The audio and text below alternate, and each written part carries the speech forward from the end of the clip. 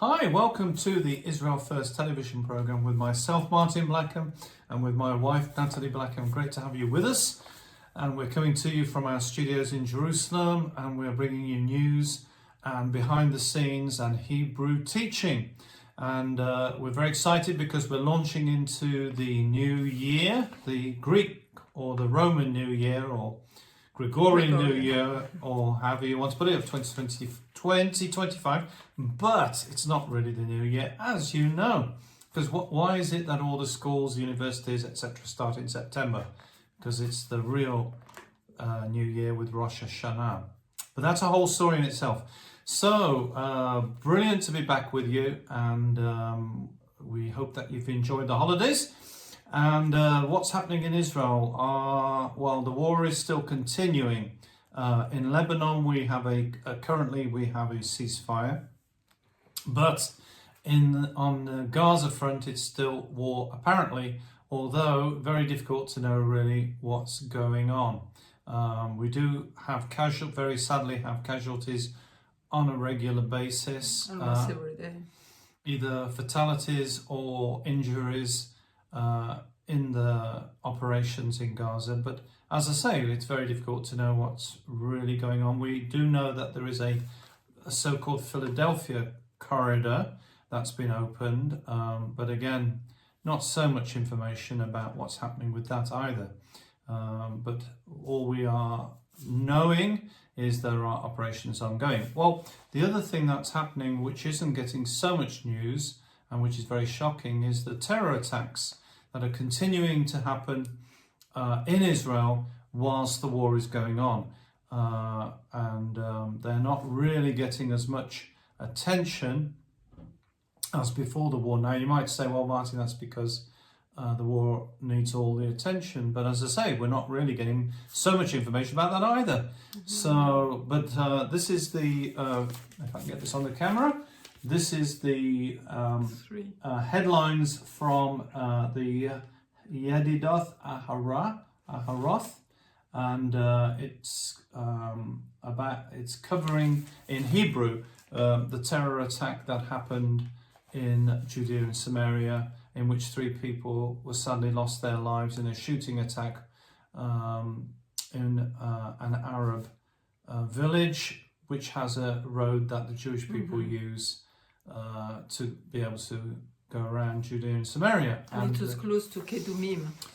So this was shocking for me. I mean, terror attacks are always shocking. They're always very bad news, but it was even worse that it disappeared from the news the next day. It wasn't in any of the mainstream media news reports, and it wasn't, you couldn't find it. You had to look for it to find the story.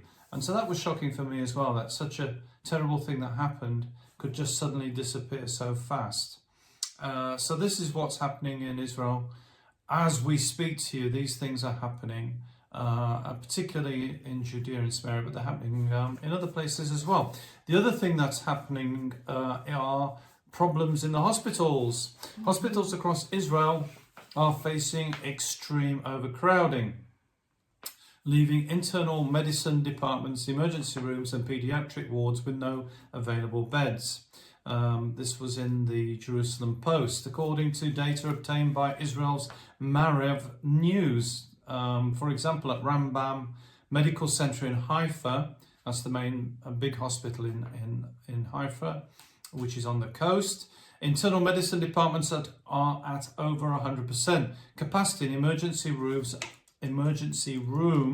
are at a staggering 200%. The Rabin Medical Center in Petah Tikva reports 116% capacity in its internal medicine wards. Meanwhile, internal medicine wards at Hillel Yafe Medical Center in Hadedra and Ichilov Hospital, which is a very big hospital in Tel Aviv, are at 110 capacity. Hospitals such as Asaf Harafei Meir in Kfar Saba and Sheba Medical Center also at fully occupied, reporting 100% capacity. Now, we, as well as having the winter, we also have the war. So there's soldiers who are being treated in the hospital as well. Pediatric wards across the country are similarly filled to 100%. In light of this extreme overcrowding, hospital staff have been forced to implement temporary solutions, which include and which have become unfortunately regular now in the winter season, patients being hospitalized in hallways and sometimes even in hospital cafeterias. This has created a situation in which emergency rooms, where patients often wait for hours, sometimes over 10, before a bed is ready, and an internal medicine ward becomes available.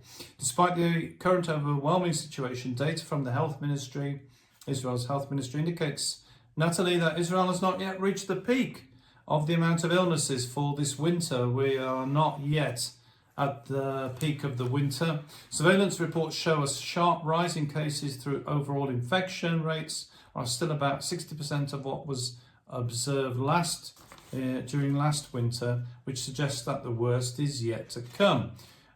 We are collapsing under the pressure and feel helpless towards our patients, said a resident doctor at a central Israeli internal medicine department. Every winter, the same story repeats itself. Now, I know, for example, in the United Kingdom, you're in a similar situation with winter problems in hospitals. Staffing levels, he says, are already critically low, and now some doctors are on reserve military duty. That's another thing we ought to mention.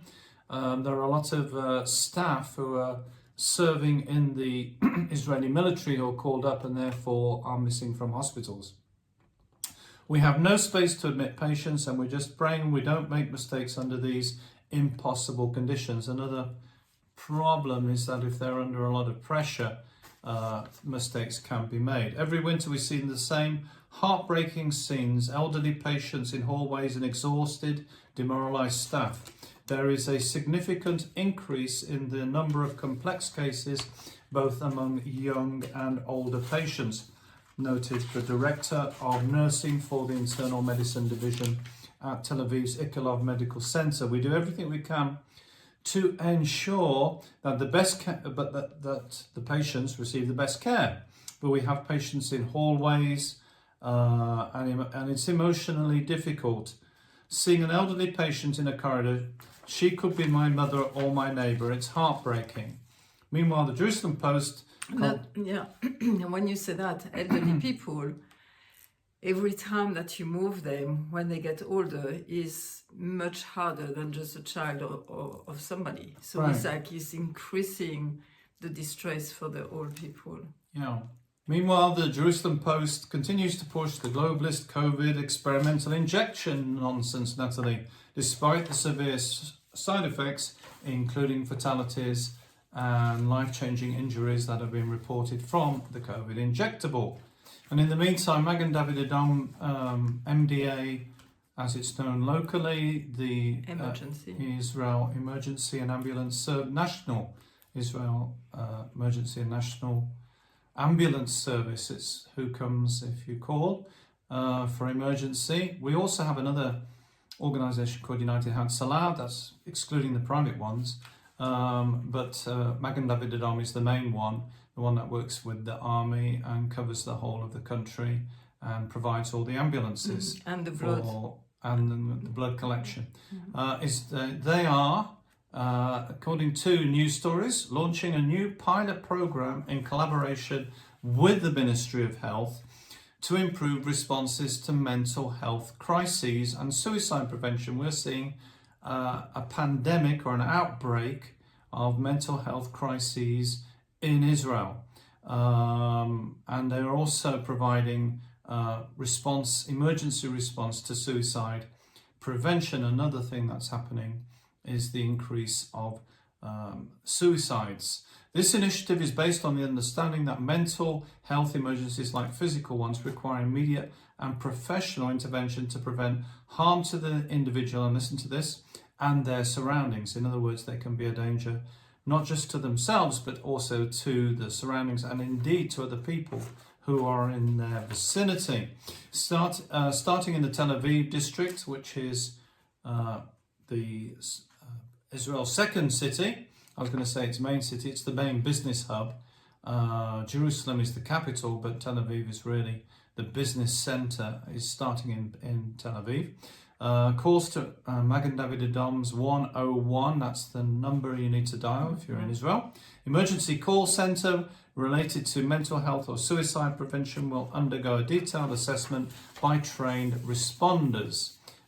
It will be routed when it goes through to the call center to specialist medical staff who are dealing with the mental health / suicide issue. Depending on urgency of cases, we've classified it as red, that's high priority, yellow or green, that's lower priority. Immediate interventions will include a crisis team with a specially trained paramedic and a mental health professional supported by a telemedicine psychiatrist who will be available on the phone whilst they're carrying out the service. Meanwhile, Dr. Shlomo Bresler commented that Israel is living in a mass trauma situation. So this is happening everywhere, the crisis with mental health. It's just that in some people are becoming susceptible to it, to falling to it, or becoming affected by it. The entire population is under trauma, said Dr. Shlomo Bresler.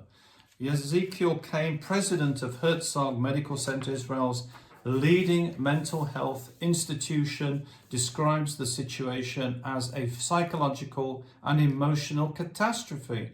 He warns of a coming tsunami of medical health problems, hence the reason Magen David Adom have set up the new emergency service.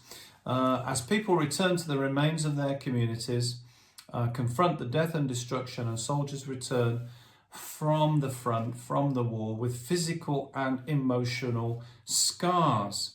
So you can see that there's a build-up, not just of winter viruses, of sicknesses, but there's also the mental issues.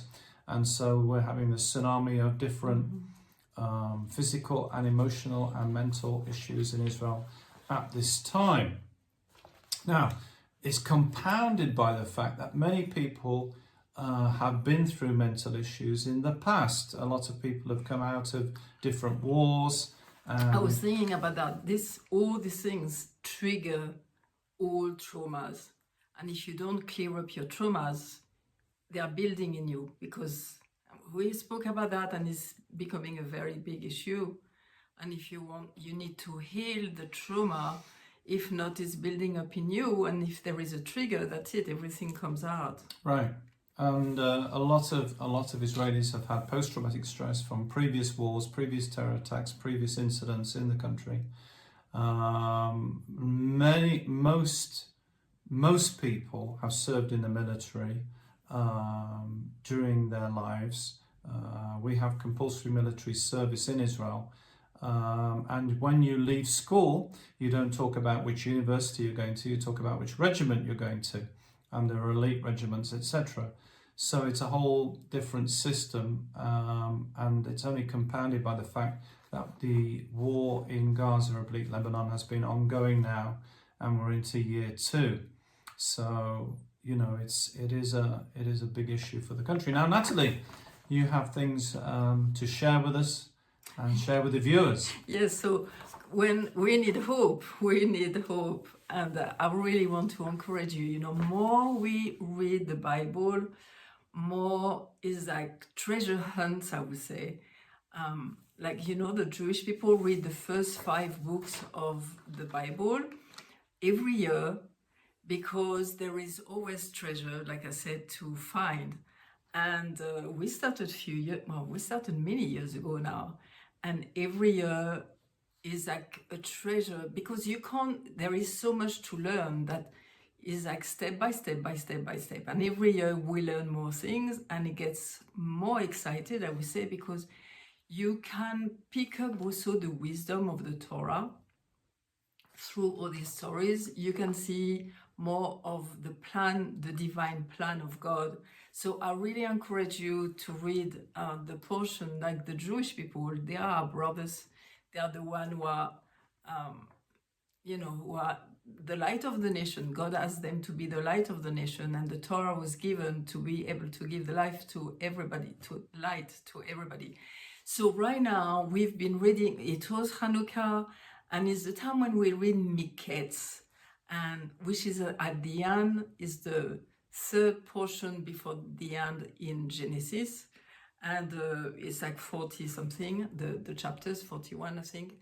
And what is the interesting thing when you put, because every portion has a name, because it's like the first important word in the portion that you are reading. So Miketz means at the end. Okay, so we speak very often, people saying we don't know and we should know the time when the Messiah is coming and all of that, but we don't know the day and the hour, which is written, I think is written in Matthew 24. We don't know the day, we don't know the hour, and nobody will know, but we can know the season. So there is a lot of things that we can see in the New Testament. In Matthew 24, it's just amazing how much there is a lot of points given there, but you can see it obviously also in the Tanakh, and especially also in Genesis, because Genesis is like a DNA of history, of the human history. So when you read Miketz, which means at the end, is the story of Joseph and the story of the famine and the story of Pharaoh and all. You can read, it's very interesting.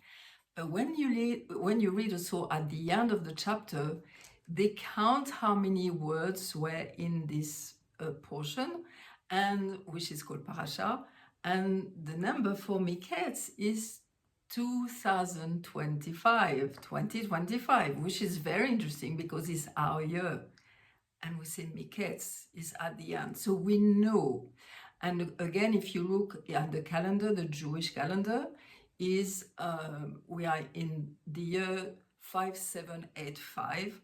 And so we're very close to 6,000. And we spoke already many times about that. 6,000.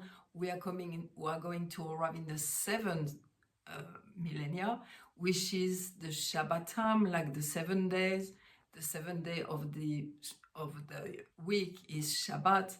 So we are going to arrive in a very big time, which we will have peace. With Shabbat, we will have rest.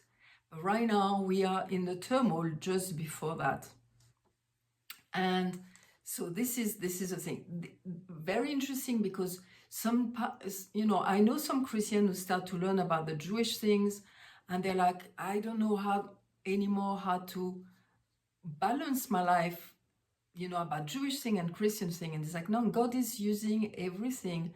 Like you see in Miketz is written 2025. So God is also using the secular calendar, which is a kind of universe calendar now around the world. Everybody is using it when you travel and all of that. So you can see that God is like, he's using all. The Jewish people are there to give us light and to make us understanding more the Torah and more understanding the wisdom of God. But you can see, all that God is using everything, because every one of us are precious. Everyone is precious. And so when we connect with Him, we start to know more who we are and how precious we are. Now, again, I have to carry on. I mean, I can speak for hours and hours, because more I'm learning, more is so exciting, because you can see more the tapestry of humanity. So when you read Miketz, and this year I was like, I'm always very touched by the story of Miketz, this portion, but there is also Vayigash, which is when he appeared, and is when they meet, and is when Jacob arrived in Egypt. Now, very, very interesting, because God said to Abraham, your family will go into bondage for a while, for 400 years. And you can see that Jacob should have arrived in one way as a slave in Egypt, or like taken, he should have been this way, because they were going to be slave in Egypt. But God, in his goodness, said, no, I'm going to bring Joseph first. He's going to be with Pharaoh and do a lot of work. And he will bring after Jacob, who's been, if you look at his life, he had a lot of trouble. He was, like his brother Esau wanted to kill him. He went to live with Laban, and Laban was changing his wages all the time. And there is loads of stories. And Laban wasn't a very popular person. He was not very pleasant at all. So he was living really under him, building the tribes, because before it was Abraham and Isaac and then Jacob, and Jacob built the tribes. He had 12 sons, which was going to be the tribe of Israel.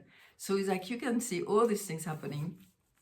And so when Jacob arrived in Egypt with the goodness of God, he arrived as an old man. He was 130 at the time. And Joseph bring him to Pharaoh, and Pharaoh see this man. He said, whoa, you look very old. And he said, yeah, my life I had troubled days in my life, and I look very old. But I'm only 130, which wasn't so bad at the time.